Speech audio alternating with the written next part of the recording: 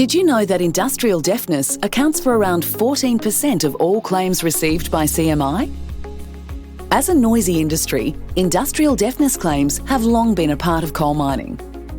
However, even though it's 100% preventable through being aware of noise sources in your workplace, using correct work procedures to reduce noise, reporting damaged equipment or noise controls, wearing appropriate hearing PPE, attending regular medical assessments for hearing tests, and completing hearing protection fit testing with Coal Services Health.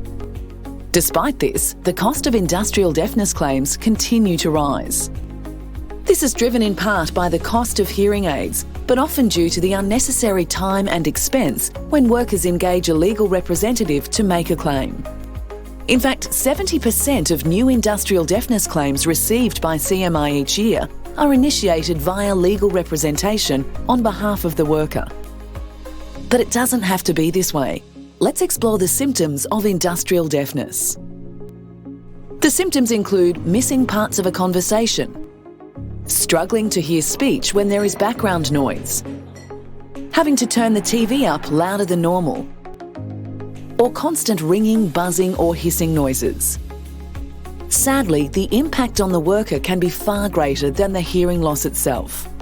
Occupational noise is associated with tinnitus, cardiovascular disease, depression, increased risk of accidents and decreased productivity. Let's explore the industrial deafness claims pathway and how we've made it easier for workers to make a claim. If a worker is concerned about their hearing, they'll need to ask their doctor for an assessment and report stating they believe the hearing loss is due to the noisy work environment. Next, the worker can make an industrial deafness claim by submitting an application to the medical panel and doctor's letter to the District Court of New South Wales, as well as sending a copy of this to CMI. Or they can choose to contact a union representative to lodge the claim on their behalf. And since compensation for hearing loss is generally payable by the last noisy employer, we may request additional information from the employer, past or present, or worker to help support the claim, in particular to help us understand whether the employment environment was in fact a noisy one.